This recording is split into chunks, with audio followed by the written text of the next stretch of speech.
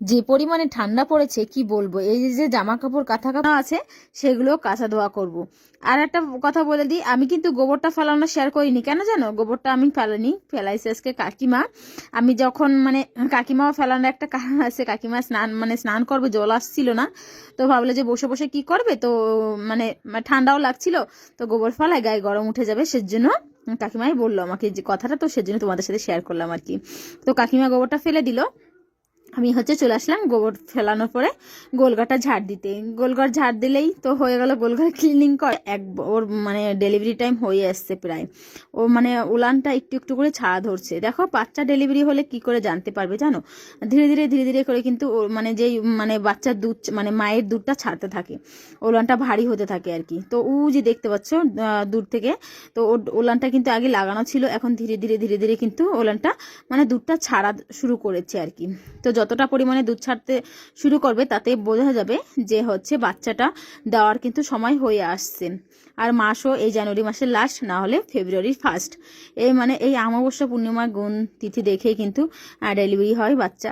তো সেই অপেক্ষায় আছি কবে শুভ খবর আসবে আর কবে তোমাদের সাথে শেয়ার করব, সেটাই সব থেকে বড় পাওনা আমার। যেটাই হোক না কেন, মানে বকনা বাছুর হোক বা আইড়ে বাছুর হোক না কেন, যেটাই হোক, কিন্তু আমার দরকার হচ্ছে গাইটা কবে বাচ্চা দেবে আর কবে আমি একটু দেখতে পাবো কত সুন্দর ফুটফুটো একটা বাচ্চা হবে। মানে মানুষেরটা তো এক্সাইটমেন্ট থাকে, আমার কিন্তু গাইয়ের প্রতি এক্সাইটমেন্ট কাজ করছে, যেহেতু এখনো নতুন, সের জন্য বেশিরভাগই ইচ্ছা করছে যে ও কী বাচ্চা দেবে সেটা আমি একটু দেখবো। তো যাই হোক, হয়ে গেছে আমার এখানে কিন্তু গোবরটা মানে মানে যেগুলো খড় কুটো যেগুলো ঝাড় দিয়ে ফেলে, মানে ঝাড় দিয়ে এক জায়গায় গোটো করে, এখন সেটাকে আমাদের অনেকেই বলে যে তোমাদের বাড়ি গরু আছে, গোবরের গন্ধ। কি করা যাবে, আমাদের এই গোবরের গন্ধটাই আমাদের শুদ্ধ মনে হয়, কেননা আমার গোলঘরটা ঘরের সাথে লাগানো আছে, তো সেজন্য আমাদের বাড়িতে গরু থাকলেই গোলঘরের গন্ধ থাকবে। আর যারা গায়ের থেকে দূরে থাকো বা গোলঘরের থেকে দূরে থাকো তাদের নাকে কিন্তু বেশি লাগবে, আমাদের কিন্তু নাকে লাগে না, যেহেতু আমরা 24 ঘন্টা এখানেই থাকি, তো সেজন্য আমাদের নাকে লাগে না। তো যাই হোক, এখানে কিন্তু আমি দানাটা ভিজিয়ে নিয়ে তারপরে কিন্তু আমি গোলঘরটা ক্লিনিং করছিলাম। তো দানা ভিজানো হয়ে গেছে, মানে দানাটা ভেজানো হয়ে গেছে, গোলঘরটাও ঝাড় দেওয়া হয়ে গেছে, এখন ধরে ধরে সবাইকে দিয়ে দিচ্ছি খেতে। এই যে কালো বাছুরটাকে দিয়েছি না, এত উৎপাত কি বলবো, তোমরা তো লাইভে দেখো, ওই বাছুরটা এত উৎপাত করে, যার ভয়তে ধরেছিলাম এতক্ষণ সেটার কাজ আমার কমপ্লিট।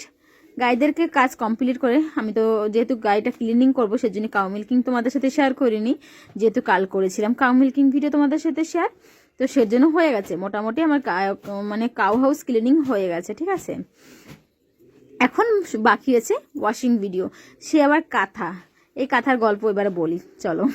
কাঁথার গল্প হচ্ছে, আমি এই কাঁথা দুটো দিয়েছি সেলাই করতে। আমার যারা ব্লগ প্রথম থেকে দেখে এসেছো, আমি এই যে কাঁথাতে যে শাড়ি দুটো দেওয়া আছে, এই শাড়িগুলো কিন্তু আমি আমার ব্লগে তুমি দেখে থাকবে, এই শাড়িগুলো আমি পরেছিলাম। দেখো আমরা যে শাড়িগুলো পরে থাকি না, সেগুলো আমরা ফেলে দিই না, শাড়িগুলো রং মানে কালার ফ্যাট হয়ে গেলে শাড়িগুলো রেখে দিই, বা কোথায় ঠোসকা খেয়ে ছিঁড়ে গেলে রেখে দিই। এই যে কাঁথাটা কাঁচা ধোয়া করছি, কাঁথাটা দেখতে কিন্তু অনেকটা সুন্দর, কেননা আমি শাড়িটা যেই মেরুন কালারের শাড়িটা দেখতে পাচ্ছ না ব্ল্যাকের মধ্যে, আমার মেরুন ব্ল্যাক এগুলো তো এত ফেভারিট কালার, কি বলবো তোমাদের। তো ওই শাড়িটা আমার খুবই ফেভারিট ছিল, তো ওই শাড়িটা দিয়ে কাঁথা তৈরি করা হয়েছে। আবার এই শাড়িটা হচ্ছে অনেক দিনের শাড়ি, জানো, এটা হচ্ছে আমার শাশুড়ি মা থাকাকালীনের শাড়ি। তো সে শাড়িটা ছিল অনেক সুন্দর ছিল শাড়িটা, তো যেই দুটো শাড়ি দিয়েছি, তো কালকে দিয়ে গেছে এই দুটো কাঁথা সেলাই করতে। আমি পারি না কাঁথা সেলাই করার সময় আমার কাছে নেই, ওই কাঁথা সেলাই করতে অনেকটা ধৈর্য বা সহ্য দরকার, আর আমার কাঁথা সেলাই করার মতো আমাকে ধরে দেওয়ার মতন কেউ নেই, আমি সেরকমভাবে কাঁথা সেলাই করতে পারি না। তো আমাদের গ্রামেই একটা জেঠিমা কাঁথা সেলাই করে, তো সেই জেঠিমার কাছ থেকে দুটো কাঁথা সেলাই করেছি।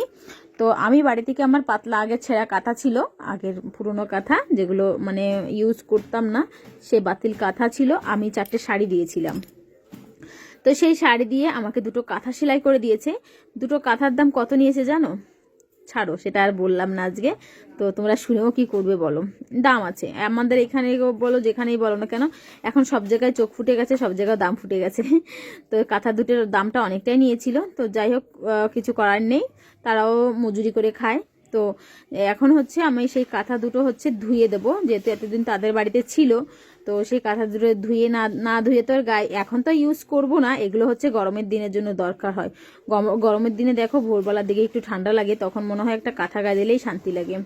আর এখন শীতের দিনে তো কাঁথার কোনো প্রশ্নই ওঠে না, এই কাঁথাগুলো সব আলমারিতে তুলে রাখবো। তো সেজন্য হচ্ছে ধুয়ে রাখবো। ওখানে মানে কদিন ধরে ছিল, মানে সেলাই করতে অনেক দিন এই কাঁথাগুলো দিয়েছিলাম আমি, আজকে না দীপাবলির আগে দিয়েছিলাম। তো আমি বলেছিলাম জেঠিমা রয়ে শয়ে ধীরে সুস্থে আরামসে কাঁথা সেলাই করেন, আমার অত তাড়াহুড়ো নেই, যেদিন আপনি পারবেন সেদিন এসে দিয়ে যাবেন। তো আজ 3-4 মাস পরে আজকে কাঁথাটা আমার বাড়ি এসছে। তো সেই কাঁথাগুলো আজকে ধুতে নিলাম। দুটোই কাঁথা দিয়েছিলাম, আগে দুটো দিয়েছিলাম, ও দুটো আমার কমপ্লিট হয়ে গেছে, ও দুটো আমি উঠিয়ে রেখেছি। আবার এই 4টে কাঁথায় আমার হয়ে যাবে। আমার ঘরে আমার শাশুড়ি মা থাকতে অনেক কাঁথা আছে, অনেক কাঁথা আছে, সেগুলো একটু পূর্ণ হয়ে গেছে বলে নতুন নতুন শাড়ি, দেখো শাড়িও প্রচুর শাড়ি, যেহেতু কটন শাড়ি আমরা সবসময় ডেলি ইউজ করি, শাড়িগুলো ফেলে দেবো। অনেকেই দিয়ে দিয়েছি, কিন্তু আরও যেগুলো একটু ভালো ভালো শাড়ি ছিল সেগুলো আমি কাঁথা সেলাবো বলেই রেখে দিয়েছি। নিজে তো পারি না সেলাই করতে, লোক দিয়ে সেলাই করি। আর আমার কাঁথা এখন বর্তমান প্রচুর কাঁথা হয়ে গেছে, এই 4টে, আরও আগের অনেক কটা সেলাই করেছিলাম, মা থাকতে অনেক কটা সেলাই করে দিয়ে গেছে। মোটামুটি আমার 15-20টা কাঁথা আছে। তো কাঁথা এখন অতটা দরকার হয় না। তো যাই হোক, আমি আর কাঁথা সেলাই করবো না, এটাই আমার মনে হচ্ছে আমার জীবন চলে যাবে। তো আমার বাচ্চা মানে আমার ছেলের বউ যখন আসবে তখন ও সেলাই করে নেবে। আমার মোটামুটি যেগুলো আছে আমার এখন চলে যাচ্ছে। তো যাই হোক, হয়ে গেছে আমার এই কাঁথাটাও ধোয়া হয়ে গেছে। আর দেখো, একা হাতে যদি কাঁথা ধুতে পারবা, কাঁথা বা কম্বল যদি নিংড়াতে পারো না, তাহলে আমি যেই টেকনিকে করে মানে কাঁথাটা চিপছি, মানে নিংড়ানো হোক চিপা হোক যেটাই বলো, নিংড়ানোটা মুখ থেকে বেরিয়ে গেছে, কেননা আমি চিপি, চেপার কথাই বলি, কিন্তু চেপার কথাটা কেমন একটা বাজে লাগছে শুনতে, সেজন্য নিংড়ানোর কথা বললাম। তো জানি না কোনটা তোমাদের ভালো লাগবে। এই যে হাতে ভালো করে চিপে নিয়েছি, এইভাবে কিন্তু জলটা যায়নি। শীতের দিন বুঝতে পারো রোদ দেখতে দেখতে চলে যাবে। তো এখানে আমি কিন্তু এই যে পা দিয়ে, একা মানুষ হলে যেটা হয় আর কি, পা দিয়ে এইভাবে ঘুরিয়ে ঘুরিয়ে ঘুরিয়ে কিন্তু কাঁথার জলটা মানে নিংড়ানো যায় আর কি। দুজন হলে দুই দিক থেকে দুজন ধরে মোড়াতে গেলে অনেকটা সুন্দর জল পড়ে যায়। কিন্তু যদি তুমি একা থাকো, পারছো না, তাহলে আমার এই টেকনিকটা তোমরা ইউজ করতে পারো। তো যাই হোক, টেকনিকটা বলতে বলতে তোমাদের কাছ থেকে বিদায় নেওয়ার সময় হয়ে গেছে। কেমন হয়েছে কমেন্ট করে জানাবে। টাটা।